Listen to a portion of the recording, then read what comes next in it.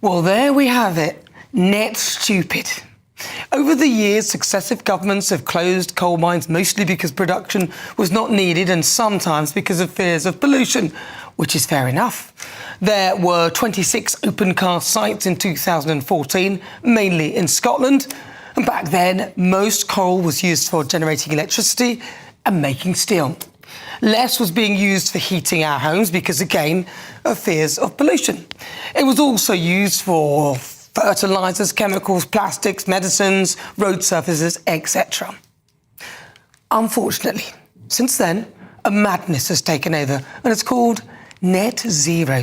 The notion that we can make our carbon emissions zero. And in the pursuit of this ludicrous aim, we've got rid of the last coal mines. Here's Ed Miliband proudly presiding over the closure.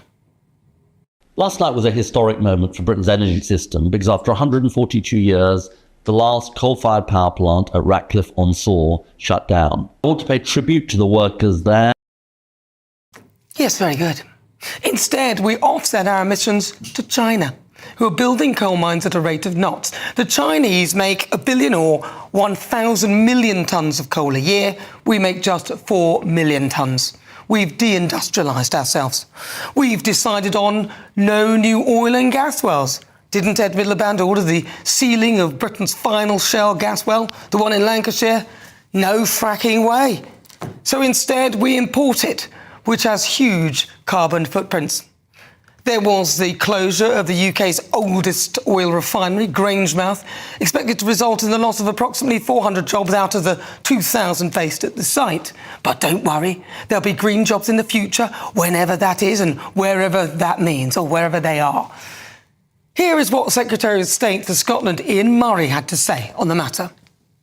It's absolutely devastating what's happened at the refinery and the loss of 400 jobs, but this growth deal in the medium term, the short term stuff we're putting in to support the workforce immediately at the refinery, and also Project Willow, which is the long term platform for what the Grangemouth site, the whole site, not just the refinery, can do in the future, whether it be biofuels or biorefinery, etc. So all of that is a joint endeavour from the company, the Scottish Government, the UK Government, the Council, to try and bring all that together. But you're absolutely right. Falkirk College is here today. Our colleges, our higher education sector are meshed into this process as well. And we've sold off the bastion of our steel industry, British Steel, to Chinese operator Jinje, I hope I said that right, who, guess what, aren't that interested in keeping our industry alive as they have plants in China, I hear. They warned the government that they are running out of the coking coal needed to keep the furnaces on, and as we don't have any facilities to make it ourselves anymore, and even though the operator is a private business, we would have to bail them out in some way. Apparently, Jinje said the furnaces are no longer financially viable. They've probably worked out that once the blast furnaces are switched off, then we'll have to buy from them anyway in China. Instead of being able to produce our own coking coal, we have created a situation which we've inflicted on ourselves. We would now have to import coking coal from somewhere like Japan, which takes approximately 45 days, I think, and by that time the blast furnaces could have gone out, and from what I understand, once that happens, they cannot be switched back on. The governments are now sitting today, so Saturday, in Parliament, to create new laws to give them the power to take ownership of British steel. We've even strangled our car industry by punishing it. If EV targets are not met, then a charge of £15,000 a car is levied, although this week the government generously announced they'll reduce that to 13. How good of them? It is time to end this net zero madness. We are one planet, so wherever the emissions occur, it contributes to global CO2 levels. So there's no point trying to look good by destroying industry in this country for an impossible and frankly pointless grandstanding target. Nothing short of nationalising our steel industry is acceptable.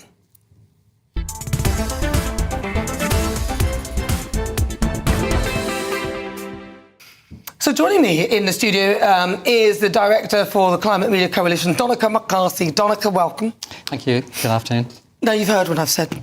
It is time to end this madness, surely. It doesn't make sense, does it? There are 10,000 jobs in the steel industry. There are 30,000 in the oil industry. Yes. The CBI produced a report last month that said there are 1 million jobs in the green economy already. Which are where, sorry? In this country? Just in the UK. Where? In the case, including the solar industry, the insulation industry, the wind industry, the EV car industry. That's all great. Where are we going to get the steel from? So, Are you saying so just saying, first of all, dealing with the economic point of view, there are 1 million green jobs already. And the interesting thing about those green jobs is CBI said that on average, they pay £5,000 more than the median jobs in the UK. So that's good news. Are these jobs like net zero manager? No, manager of net zero. There are people like installing solar panels on industrial sites. There are people in installing the wind turbines off the coast of Britain. There are people insulating pensioners' homes so that they actually have lower bills. There are 1 million green jobs already. This is not the point. It's a huge part of it. This is not. No. But this is not the point I'm making.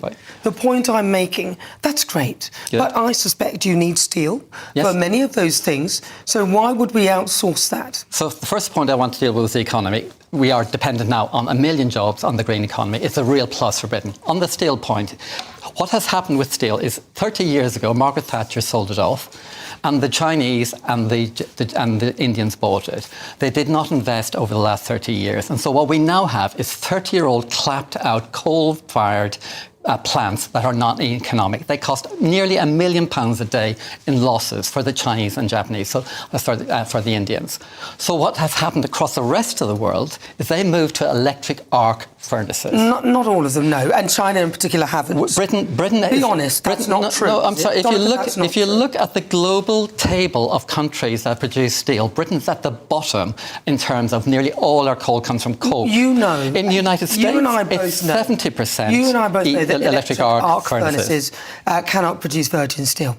So you know that, and they can use recycled steel. Nobody's saying that you couldn't have electric arc furnaces to produce recycled steel, but we need virgin steel for certain things. That we need very strong virgin steel. We need the capacity to be able to do. The most high quality steel in Britain is produced by what?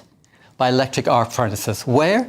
In Rotherham and in Sheffield, who produce such good steel with electric arc furnaces for our nuclear power, for nuclear submarines and for nuclear power stations. The thing that's using recycled steel? No. This is using electric arc furnaces, between the top quality steel. To make virgin steel. I'm talking about virgin steel. Top quality steel is a different word to virgin steel. So I'm being very clear. Virgin steel. You're saying that electric arc furnaces can make virgin steel. No, I'm saying they're producing top quality steel required. Okay, but let me just be clear. I think it's virgin steel that we're... Yeah, okay, sure, but our requirement for virgin steel is small. The United Kingdom uses around 7 million tonnes of steel a year, okay? Do you know what we do every year? We export 10 million tonnes of used steel to Turkey, and then we import back 60% of our steel. So what will happen when we move to electric arc steel is that we will start producing more of our steel in the United Kingdom. We will stop exporting it. It's mad what's happening at the moment. OK, what is mad is removing the ability to create virgin steel. And you know that. And you also know that electric arc furnaces cannot do that. They can. No, they can't. They can. Sorry. Where is it they can do this? Sorry, I apologise. I misspoke there. Where we can, how you produce, if you want a small amount of virgin steel, how you produce it. A small amount, that's the point. That's right. You only make a small amount. You know. Yes, so a small amount is what you do like they're doing in Sweden, Sweden is where we import our iron ore from. What are Sweden doing? They're moving to green hydrogen furnaces to produce virgin ore. We could do that in Scotland, where we are currently dumping, Nana, £1 billion a year of free electricity because we can't use it. Because the wind turbines aren't very good. No, because we're producing so much. Too much, and we don't have the facility. Exactly, we don't have the green furnace there. So if we have a green furnace producing green hydrogen steel, that solves the small problem of actually virgin steel. But the key problem is electric arc furnaces use a fifth of the workers and 80% less energy. So in other countries, the reason why they're so uneconomic in Britain is, for example, electric arc furnaces in America, they use 80% less workers.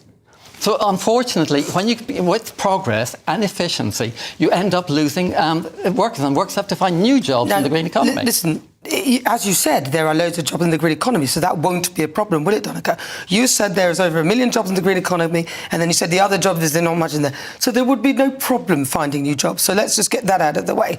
The problem is that many of the jobs that you're talking about, so in electric arc furnace, powered by hydrogen or whatever, doesn't exist. We haven't got that here. So you don't remove your only ability to create virgin steel when you don't have the ability... Let me finish. That's what the government's doing. Yeah, sure. You don't do that. It's very foolish. Nobody's saying that if you've got a better technology that can do the same thing more efficiently and cheaper and in a better way and more environmentally friendly, everyone would vote for that. But the bottom line is, we don't. And whilst we don't have that, and even if we did, we probably wouldn't even own it. And that's the problem again. We need to own these things. OK, well, we're actually agreed that actually if we can produce steel cheaper and cleaner and more efficiently, we could do it.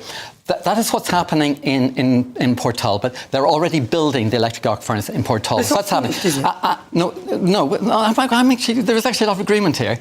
And in Scunthorpe, they have the planning permission for the new electric arc furnaces. The government hasn't agreed the deal. And so what the government's doing today is agreeing with you, is we should not close down the last plant producing virgin steel whilst we haven't built the new ones. And so, therefore, the problem is, in the 2 years to 3 years that we're waiting to build that plant, which should have been built 5 years ago, the government's going to have to spend £1 million a day subsidising those jobs, and that's a real problem for us taxpayers. All right, so to me the real problem is, even if we create an electric arc furnace that can create virgin steel, which I haven't heard of one that can, to be honest with you, Donica, but even if that were the case, my problem is the fact that it'd be owned by a foreign owner, and I don't see why these things, vital infrastructure, should even be sold off. I think it's absolutely disgraceful. And then when they are sold off, when they start getting into problems, because we realise it's vital infrastructure, then we, the taxpayer, have to pick up the tab.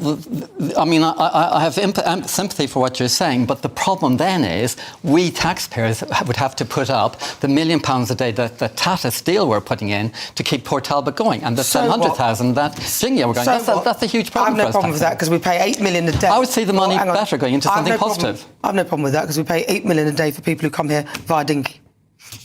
I would rather be paying for that.